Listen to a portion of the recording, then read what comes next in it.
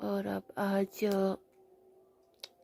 پھر جو لوگ 21ویں 23ویں 25ویں 27ویں پھر 29ویں اس حساب سے جو لوگ چلتے ہیں، ورنہ تو یہ آخری کا جو 10 دن ہے یہ پوری رات تاک رات کے لیے سوچ کر کے ہر رات عمل عبادت کے لیے بیٹھنا چاہیے، کیونکہ لوگ شب کرتے ہیں جو نہیں کرنا چاہیے، جیسے شب معراج ہو، شب برات ہو، یہ سب کے رات پھر یہ لوگ بیٹھتے ہیں، وہ ضروری بالکل نہیں ہے۔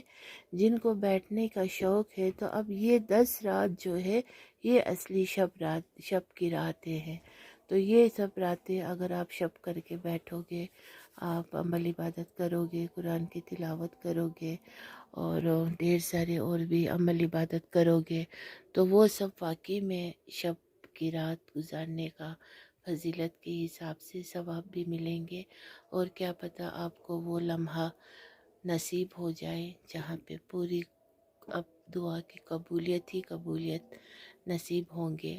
تو وہ انسان کو جستجو کرتے رہنا چاہیے ان 10 راتوں میں، اور اس کے باوجود بھی اللہ رب العزت بہت زیادہ مطلب پسند فرمائیں گے، جو تھوڑی لمحہ کے لیے بھی کیوں نہ یہ خیال رکھتا ہو کہ آج رات جو ہے یہ شب کی رات ہے، سوچ کے دل کے اندرونی سے جو بھی دعا مانگیں گے، اور جو مظلوم ہوں گے اور جو مستحق ہوں گے اور جو مطلب اللہ کے نیک بندے ہوں گے جو حلال کی روزی روٹی کماتا ہو، فرسٹ آف آل تو یہ بہت زیادہ امپورٹنٹ تھنگ ہے کہ روزی حلال کا ہونا، کیونکہ جب ہم کھائیں گے پیئیں گے نہیں تو ہماری جسمانی مطلب توجہ جو ہے وہ کھو جائیں گے، ہمارے اندر کمزوریاں آئیں گے۔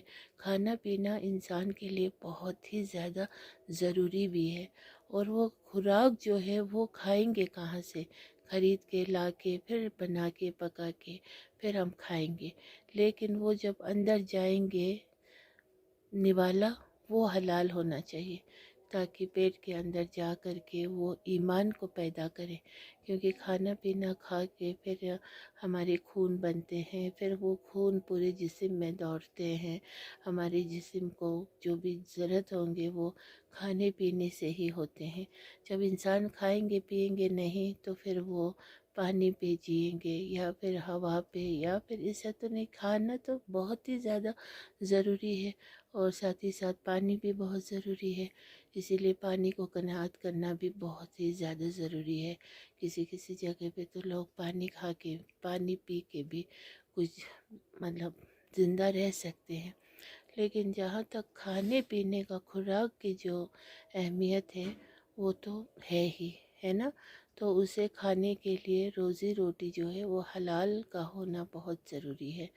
تو اسی لیے جو کوئی مزدور پیشہ ور ہو یا پھر تجارت دار ہو، ان کو بھی یہ ضرور خیال رکھنا چاہیے کہ میرا کام تو حلال کا ہے، لیکن میں نماز کو قضا نہ کروں، اور وہ نماز پڑھے، اپنے اس پہ ٹائم پہ نماز کی ادائیگی کرے، اور اپنے گھر میں اپنے ماں باپ کے ساتھ حسن سلوک سے پیش آئے، پھر اپنے بیوی کے ساتھ حسن سلوک سے پیش آئے، اور اپنے ہر مسلمان امت کے ساتھ ندامت سے بات چیت کرے، زمین پہ پیر ٹکے، زمین سے اوپر اترا کے چلنے والوں میں سے نہ بنے۔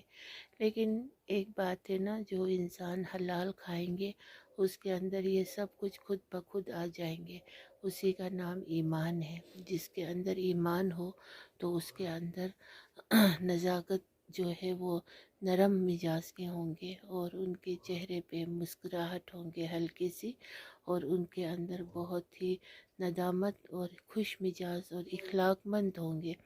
اب اخلاق مند کا مطلب یہ نہیں ہے کہ بس ہنستے رہے، نہیں، مطلب چہرے سے ہی جھلکیں گے، کسی کا چہرہ دیکھ کے خوشی آپ کو محسوس ہوں گے۔ تو اسی لیے ایسی سب باتیں ہیں۔ اب آج رات جو ہے وہ 23ویں رات ہے، 21ویں پرسوں تھی، تو آج رات 23ویں رات ہوگی۔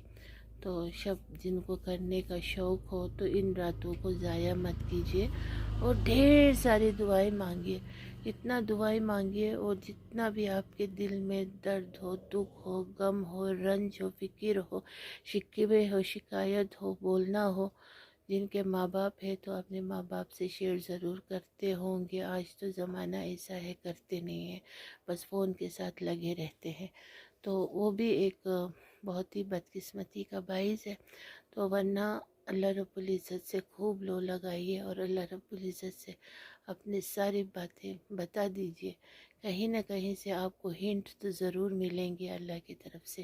اگر آپ کو کچھ مشورہ کرنا ہو، اگر آپ کو کچھ چاہیے ہو، اگر آپ کو کچھ دینا ہو، کرنا ہو، لینا ہو، کچھ بھی کرنا ہو، اللہ سے مانگیے، اللہ سے کہیے اور اللہ سب مسئلے حل آسان کر دیں گے. اور باقی قرآن شریف کی تلاوت کیجیے اور بس ہماری زندگی اسی پہ مشتمل ہے. اور نیت کو صاف رکھیے، بس نیت صاف، اور بس غیبت بالکل نہیں، حسد بالکل نہیں، اور شکوے شکایت گلے یہ سب بھول جائیں، کیونکہ ایک دن مرنا ہے، قبر میں اترنا ہے. بہت ہی سنگین مسئلہ ہے.